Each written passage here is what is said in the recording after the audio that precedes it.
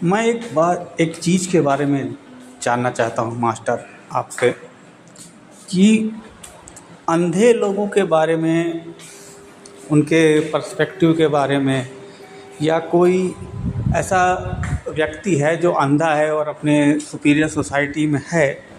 ठीक है, ये एक क्यूरियोसिटी मेरे को पैदा हुई जब से मैंने देखा कि मेरे मीटिंग्स रूम में ब्रेल लिपि में लिखा हुआ है। तो फिर मैंने अपने कलीग से पूछा कि क्या वो इससे कोई ब्लाइंड पर्सन भी काम करता क्या यहाँ पे। तो उसने बोला अभी तक तो मुझे ऐसा कोई मिला नहीं, लेकिन ब्रेल लिपि में क्यों लिखा हुआ है।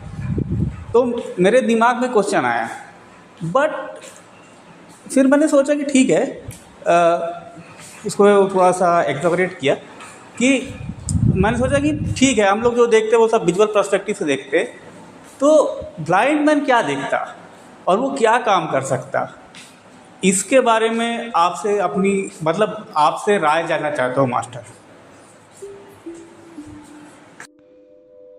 Very nice. रीवा के राहुल शुक्ला ने जाननी चाहिए हमारी राय ब्लाइंडनेस के बारे में। तो हम आपको याद दिला देते हैं कि ह्यूमन परसेप्शन अपने आप में कितना लिमिटेड है। जो विजिबल रेंज है वो इंफ्रारेड और अल्ट्रावायलेट के बीच में बहुत 0.000 कुछ 1% है, बहुत इन्फानेटेसिमल है, बहुत सूक्ष्म है। ऐसी ऑडिबल रेंज बहुत सूक्ष्म है।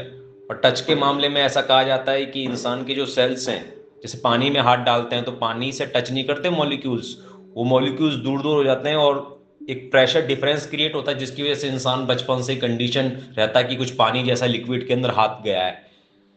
और जब जुबान के ऊपर कुछ वायरस अपनी कॉलोनी बनाना शुरू करते हैं तो जुबान अपनी ताकत छोड़ने लगती है टेस्ट करने की। तो लगभग जो 5 सेंसेस हैं उनकी जो ज्ञान प्राप्त करने की क्षमता है वो अपने आप में बहुत सीमित है। तो जन्मजात अगर कोई ब्लाइंड है, पैदा ही ब्लाइंड है, तो वो एक ये छोटी सी जो देखने की क्षमता है ना, जिसके बारे में उसको पता ही नहीं है, वो अगर उसके पास नहीं है तो उसके लिए कोई बड़ी बात नहीं है। Please understand. इनफैक्ट 2 आंखों से जो नजर आ रहा है वो पूरा का पूरा आपको ब्लॉक कर रहा है आपके तीसरे नेत्र की क्षमता को विकसित होने में। तो जो जन्मजात ब्लाइंड है ना, वो तो आपसे भी ज्यादा देख सकने वाला व्यक्ति है। वो सारे ऑब्जेक्ट्स, वो सारे ह्यूमंस, एनिमल्स, एवरीथिंग, वो ज्यादा मतलब तीसरे नेत्र से एक ऐसे परसेप्शन से देख सकता है जिसके बारे में बात करना भी हमारी योग्यता के बाहर है। उसका परसेप्शन इतना एक्सपेंडेड है। तो ये उनको कम बेइज्जत करने के लिए या फिर सम्मानित करने के लिए ऐसा नहीं बोला जा रहा है कि वो डिफरेंटली एबल्ड है, वो डिसेबल्ड नहीं है। वो differently, they are not just differently abled, they are exceptionally and exceptionally and exceptionally and then slightly differently abled from rest of the humans. आप समझ पा रहे हैं? तीसरे नेत्र का जो परसेप्शन है चीजों को जानने का, देखने का, सीखने का, महसूस करने का, उसके बारे में कोई वर्ब ही नहीं है पूरी अंग्रेजी में और पूरी भाषाओं में कोई वर्ब ही नहीं है। लेकिन आप ब्लाइंड को कंपीट कराओगे 2 आंख वालों से तो वो उस गेम में हार जाएंगे, क्योंकि वो 2 आंख वाले जो जिंदगी जीते हैं वो एक प्रकार का गेम है, वो एक प्रकार का स्पोर्ट है जिसके लिए वो लोग ट्रेंड है। तो ब्लाइंड आदमी किसी और गेम के लिए ट्रेंड है। तो ब्लाइंड आदमी को यदि ट्रेन करोगे, और कुछ कुछ ब्लाइंड लोग ऐसे होते भी हैं, आंखें फिल्म जो थी, आंखें ओ, उसमें जो अक्षय कुमार का कैरेक्टर था, वो जहां चलता था वो इतनी शार्प, उसकी तरफ कोई गेंद वगैरह आ रही है तो उसको भी वो कैच कर सकता था। तो कुछ कुछ लोग होते हैं, बट पॉइंट ये है कि ट्रेनेबल है वो, बट वो ट्रेन कोई करता नहीं है। और फिर तो कैसे कैसे अजूबे होते हैं इस दुनिया में, यू नेवर नो। तो बहुत ही सही मसला आपने उठाया। 2016 में हमको ये सब समझ में आने लगा था। ये फिल्म हमने बहुत गहराई से देखी थी। आंखें, पहले भी आंखें जब बचपन में देखी थी ना, तब भी हमको समझ में आ गई थी कि कुछ गहराई है इसमें। और फिर ब्लैक हमने देखी, तो ब्लैक का वो जो सीन है, मतलब ब्लैक में तो इन्फानेट चीजें हैं। ब्लैक फिल्म को तो हमने कभी कमेंट्री नहीं की, उसमें इतनी चीजें हैं। पहली बात तो लड़की देखिए कितनी क्रांतिकारी है और उसका शिक्षक इतना क्रांतिकारी है, ओए होए। मतलब लड़की का वो सीन देखिए जब वो क्लास में बैठ के डिबेट करती है टीचर से।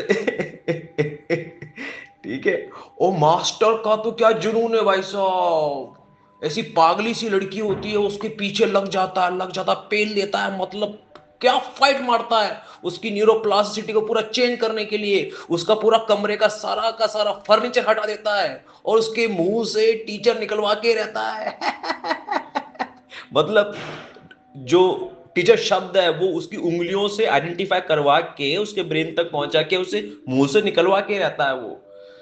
क्या तो और इसकी जो कहानी है ना, ये हमारे स्कूल में फर्स्ट या सेकंड क्लास में थी, तभी से हमको इस ये जो कैरेक्टर है, इसका नाम शायद क्या है, एनी सुलेवन है, ये जो भी है। तो उसने जो परसेप्शन डेवलप किया, जो शक्तियां डेवलप कर रही हैं, वो वैसी शक्तियां होती है जिनके बारे में जिन लोगों के 5 सेंसेस दुरुस्त हैं वो उसके बारे में कंसेप्चुलाइज भी नहीं कर सकते fictionally.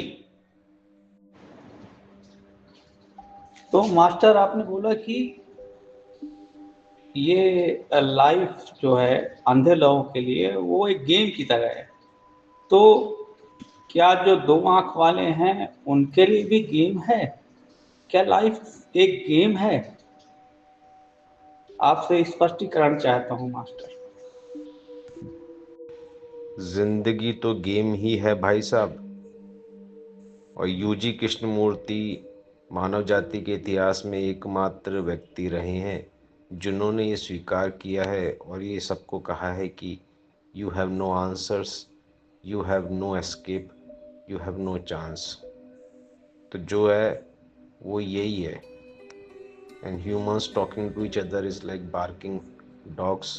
So what dogs are doing is just playing a game, abiding by the natural laws.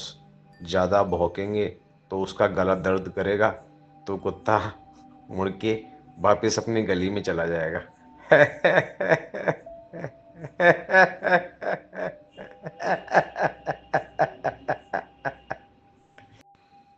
लेकिन फिर भी व्यक्तिगत रूप से इसकी पुष्टि करने के लिए एक बार इंसान को मेडिटेशन में उतर ही जाना चाहिए, थोड़ा थोड़ा रोज, जितना जितना जब जब हो सके, जहाँ जहाँ हो सके, जिस जिस विधि से हो सके। रजनीश ने काफ़ी विधियाँ दी हैं और रजनीश के मरने के बाद ओशो मेडिटेशन फॉर लवर्स हमने दिया है। तो रजनीश ने ये कहा है, सदगुरु ने ये कहा है कि जो काम कर रहे हैं उसको मेडिटेटिवली करें। तो हम तो कहते हैं कि लवर को ढूंढने की चेष्टा में है इंसान का माइंड, तो जिसको प्राप्त हो चुका है वो उसके साथ ही मेडिटेशन में उतर जाए और फिर एक बार ट्राई करके देख ले कि कैसे सत्य के जो मार्ग बताए गए हैं लोगों के द्वारा, उस पर चलकर कैसा लगता है। सत्य के मार्ग नहीं, सत्य की दिशा की ओर ले जाएगा ये मार्ग, ऐसा मार्ग।